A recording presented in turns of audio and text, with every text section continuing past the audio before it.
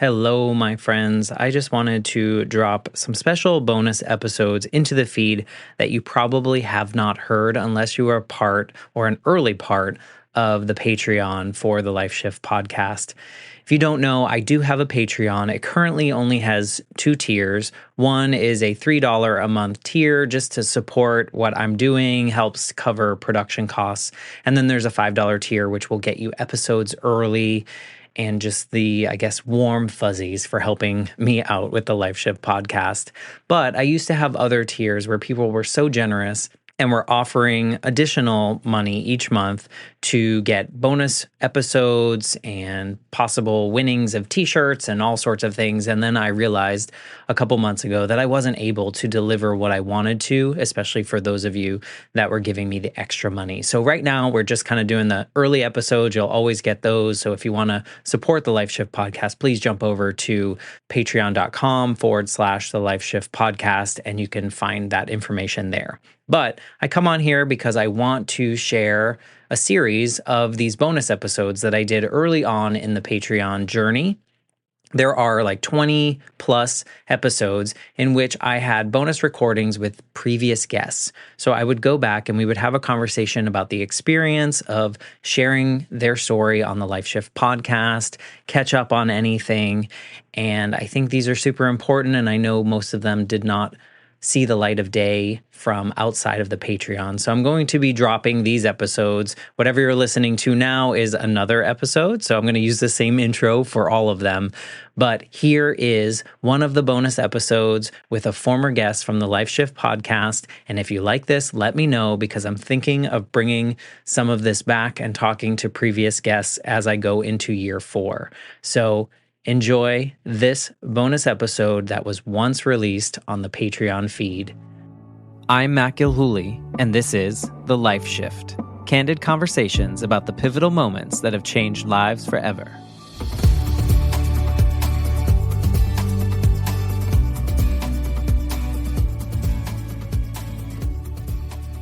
Here we are with another bonus episode, and as a reminder, I'm talking to former guests of the Life Shift podcast, and today is my friend Rachel. Hey, Rachel. Hi. It's nice to see you again and nice to have you back. You were so early in the Life Shift podcast journey that it's been a while. Yeah, thanks for having me. I'm excited to be back. So, as you know, I'm just going to kind of talk about any kind of feelings or things that happened after we had our conversation and released the episode. And just as a reminder to the people listening, you were episode 9 and you took us on a journey, and your life, you're still, kind of working through that journey. But your story was about when you lost your husband, Matt, and how you were able to find a new normal with your daughters and continue honoring your husband, which I think was the most impactful for me of your story, was what you do regularly to remind your daughters and remind yourself of the journey that you were on with your husband, Matt. So, that's just a brief recap of what your episode was about. Saying that, how did you feel after we pressed stop, after we stopped talking about kind of recording your story? For me, it's weird. It's almost cathartic in a way to share what has happened to us, for not only I think myself, but also I have friends who will always listen to my story any way I tell it. So I think personally for me, I will talk about my story as much as I can, because just like you said, it also helps me keep Matt here. And it helps me remember those little things from just before that day, on that day, little moments that have happened that kind of drop off on the spectrum, as life continues, and I genuinely, I think sometimes people don't know what to say to me or don't know and I'm like, no, please, I will tell you the story again. I want to talk about him. I want to talk about what happened, because sometimes I feel like I'm still living in a bit of a fog. And when I say it again, I'm like, oh my gosh. Or each time I say it, I'm like, oh, I can't believe that happened, or, something like that. So I genuinely feel good and also get a chance to kind of reflect and like honor Matt each time I talk about it. I vividly remember like towards the end of the episode, you kind of took a moment to reflect on how far you've also come and kind of mentioned how far you came, but how far you haven't gone in that journey. And so it's always interesting to me when to your point of sharing these stories, I will forever talk about my grief journey and the things that I did wrong, in my opinion, having faced a different bout of grief later on, losing my grandmother. And it's interesting because people shy away from it. Like you said, like a lot of people will be like, oh, I don't want to touch that topic because I don't want to do X, Y, Z. I don't want to upset her. I don't want, whatever that may be. When in all reality, many of us want to talk about it for a myriad of reasons. Okay, first question, did you listen to yourself? Did you listen to the episode after? Absolutely. Of course I did. Yeah. How did you feel listening to yourself tell your story? I only have two recorded versions of me talking about what happened. One is on my own podcast and one is on yours. And I've gone back and listened to both multiple times because, again, it helps kind of keep me in the before sometimes, which I miss and want to remind myself of. So absolutely, I listen to it. Every time I hear it, it makes me sad. Like, and it brings you right back to the emotions you felt as you're sharing, like as if I'm sitting right there. And even though I may not remember, like, oh, I said it that way, or like, oh, I said this in this way, you can feel your own emotions watching, or hearing yourself tell your story. I always listen. My favorite thing about listening to my own episodes, and this sounds really like narcissistic or something, but I feel like I don't remember the conversations because I try to be so present in the actual conversation that sometimes I'm listening, I'm like, I don't remember saying that. Did you have any of those moments where you're like, oh, wow, that's not something I normally share? Not really, but what I do afterwards, I'm always like, oh my gosh, did I really say that? Or did I go too far into this topic? Or did I say too much about this? And when I go back and listen, I'm like, oh, okay, no, I kind of left myself where I wanted to be, or didn't dive too far into that one topic as I thought I did, or didn't want to, and I walk away usually feeling like, okay, I was okay. It worked out. Yeah.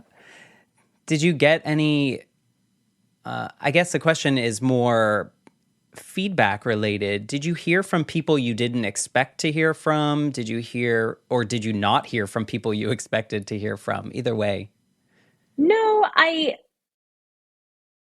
definitely, I heard from people who listened and who are close to me, and they, say like, it was beautiful. Like you did a great job, and you did a beautiful job sharing the story.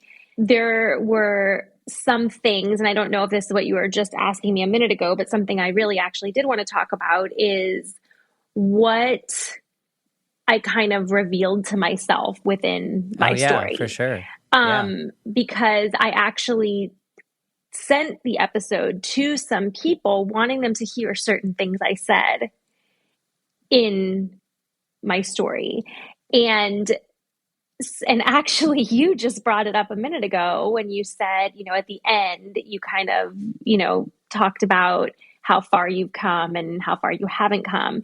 And it was in that moment and listening back to myself that I was actually really proud of myself. And I was really surprised at how I said or explain my current outlook on life. That's one of the things I thought back on after I recorded and was like, oh shoot, like what did I say there? Did I, say too much? Did I not say enough? Did I sound weird and like have people think, that I'm like off on this weird path? And when I listened back to it, I was like really proud of the way that I verbalized my thoughts. And that is what I wanted people to kind of take away from it. So when I heard it back, I like I said, I took it and I sent it to some people wanting them to listen to that, because I don't think when it comes to grief, and especially, all grief is terrible. None of it is comparable. No one should ever, people have told me like, well, yours is much worse than mine. No, everybody's grief is the same, because to them, it's a part of their world that is now gone, right? Or missing, or whatever the case may be. I think for me personally, the trauma that was associated with it, in how young Matt was and how unexpected it was and how young our daughters are, what our future looks like, all these things that I really, when I talk to people about grief, I could say it a million times. Any one of us who have experienced grief can say it a million times. You don't understand or feel the magnitude of it until you're faced, with a situation like that. And I think especially, and for you too, with your mom, like being so young and having it truly affect and mold where your life went from there. And I try to explain to people, and you hear this all the time, you read it all the time, like, oh, appreciate every day. You never know what you have until it's gone. You take advantage, while you have it, tomorrow's not promised.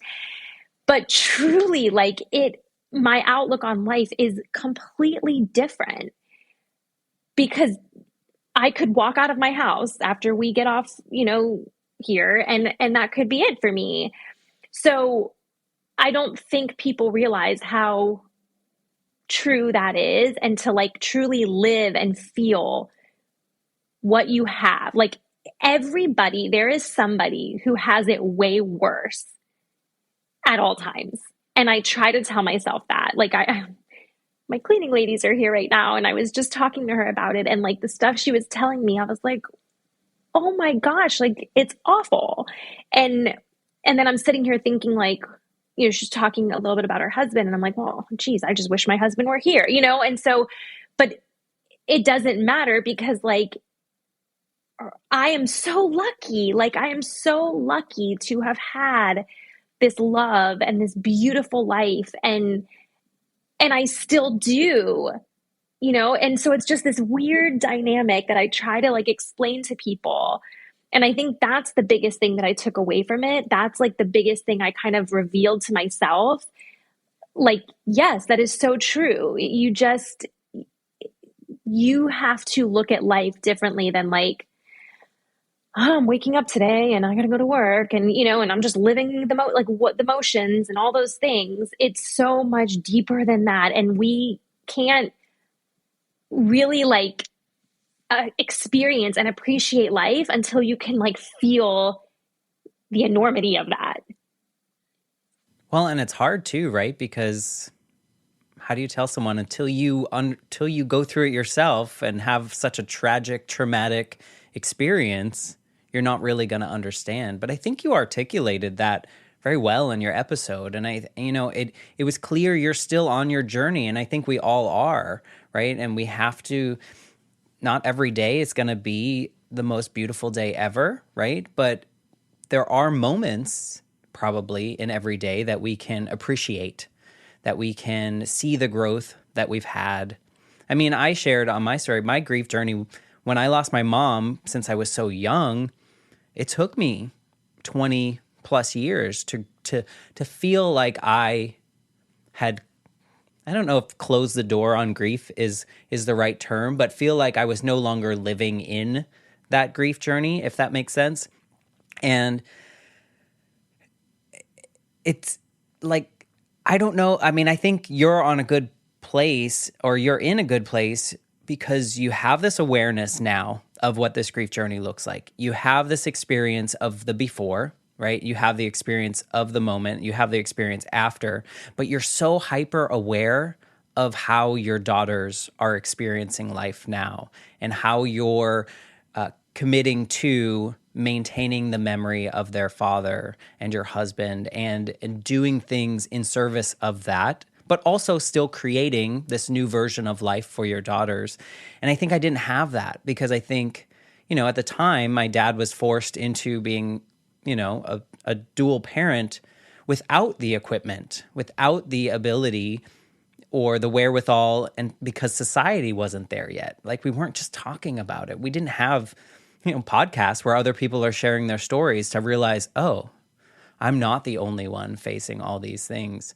And so I completely get that. I love that you saw that in yourself, or that it revealed to you, this, that life should be cherished, or time is valuable. On one of these other bonus episodes, I talked to my friend Adrienne, and she said, time is the biggest gift you can give someone else, right? And so if we can honor that in everything that we do, I think we win. I was actually talking to someone yesterday. She was telling me she and her husband are having a hard time and they're considering divorce. And I told her, like, and she looked so sad and she was so upset. And I looked at her and I was like, it will get better. No matter what the outcome is, it will get better. Nobody is ever going to be stuck in this place forever, right? And I was trying to like relay that message to her, and you can't see it when you're in it. You can look back No, and be you're like, never getting out. yeah, like, so I was just trying to remind her of that. And I think that's something that we need to do a good job at helping people remember when our friends or family members are having a bad day. Like, you are not going to be in this place forever. It is going to get better. And actually, on the flip side of like, as positive as I try to be, and as, I try to share all of the things that I try to do to keep Matt's memory alive, I have to say that, there's a lot of negative that has affected my life currently, and, what I assume to be most likely long term. Like, this is so weird, maybe for some people to understand, but Matt and I would go to my dad's house very often, and we would spend, I don't know, maybe like, I want to say, if not once a week, like every other week, we would have dinner there. We would bring the girls and everybody, my brother would be there, my nephews. And I have a really hard time now going to my dad's house. And it's my dad, it's my family. I love my family with all my heart. I have such a hard time doing certain things that seem to like make sense. Like, why would I not? Why would that be an issue? And I think it's just like everything falls on my shoulders. So like, I now have to like plan the day to like, go there and spend time there. And then I got to get the girls home, and then it's late, and then I'm by myself and I still have to walk the dog, and I have to get the girls in bed, and it's all these things.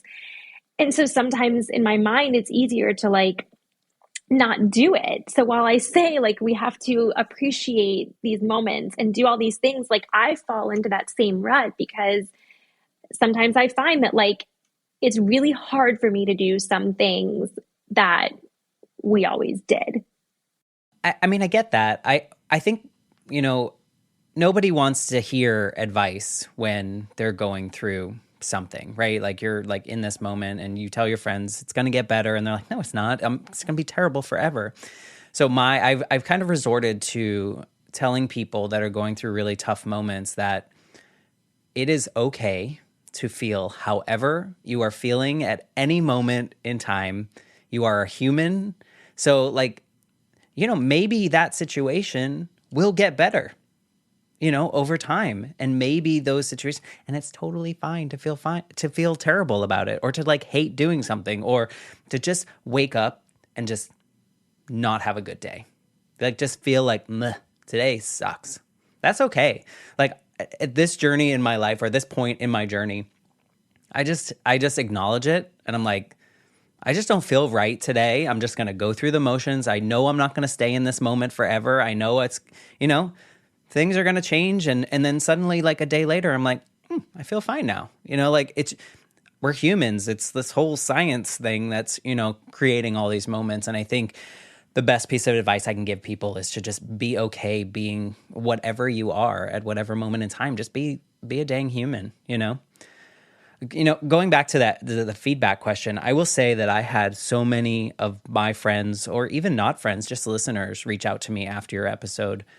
And I had one friend, just like, your storytelling was also just really compelling. because you painted the picture. You put us in the moment and you made people feel, which I think is the most important thing about this podcast, is like that people can make these connections. Like we're, like I was just saying, we're all human, and to be able to relate to another human that you don't necessarily know is so impactful. So I heard from so many people, and they were just sending their love and light to you, not even knowing you, because of the impact that you made on their heart.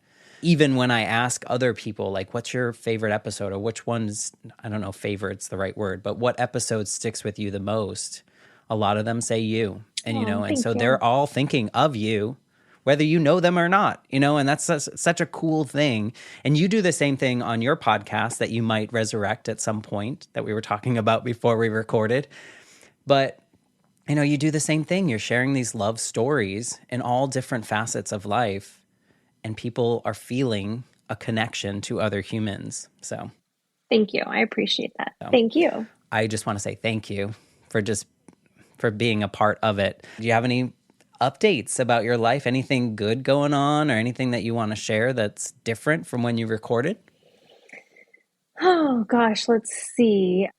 I'm trying to this is another one of those things I have a hard time with. Is this is also going to sound awful, but I have a hard time doing things with the girls, like, because I feel like I'm alone and not, experiencing it with Matt.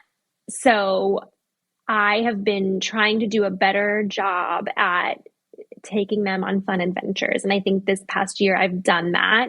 We just went to Kennedy Space Center. For Arden's birthday, she wanted to go to Disney. So I was like, usually I would have tried to talk her out of it. And I was like, no, if that's what she wants to do, we're going to go to Disney.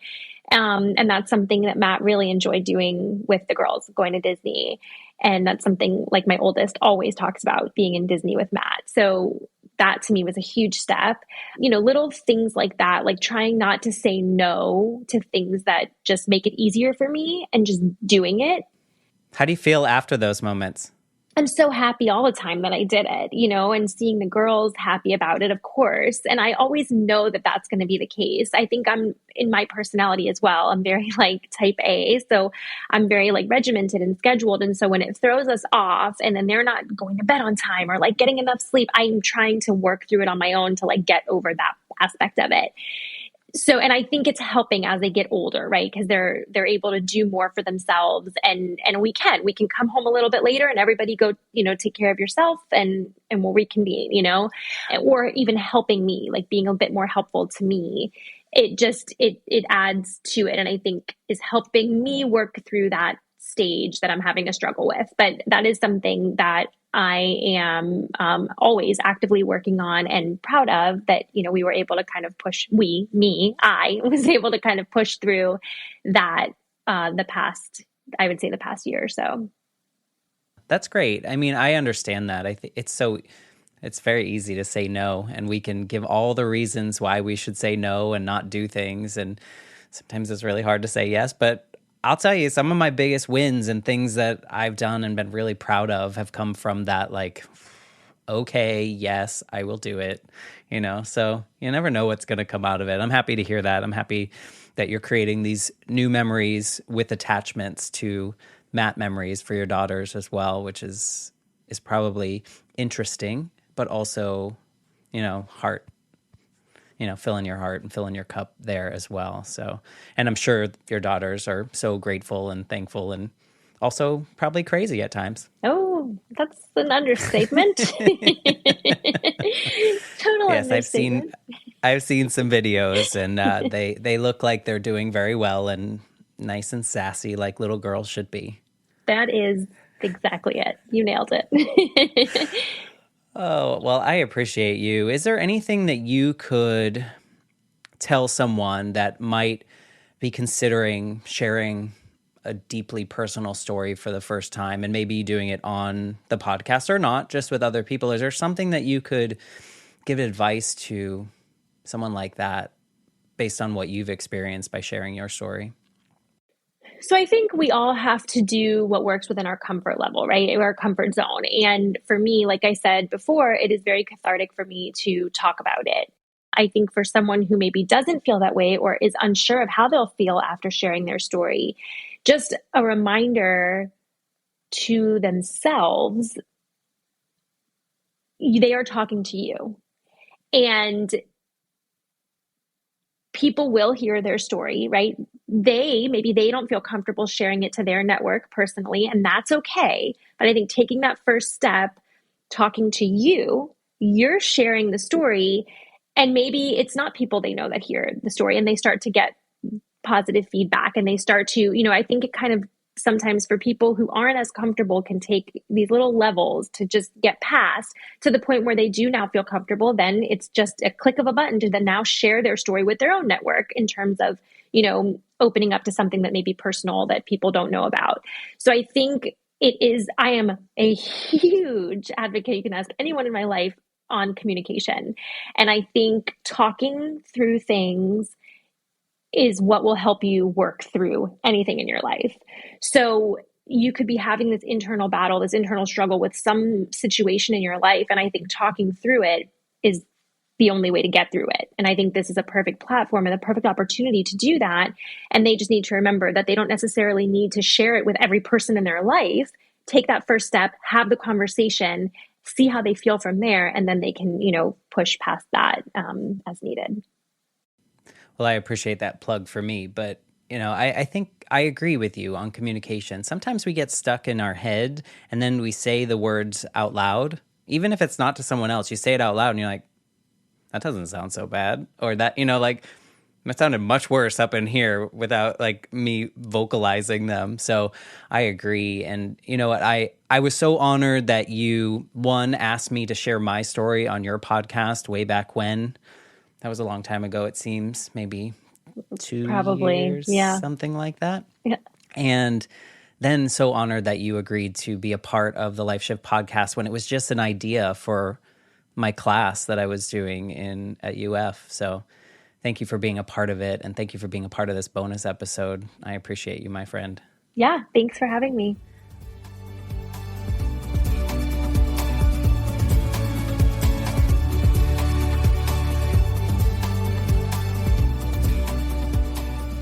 For more information, please visit www.thelifeshiftpodcast.com.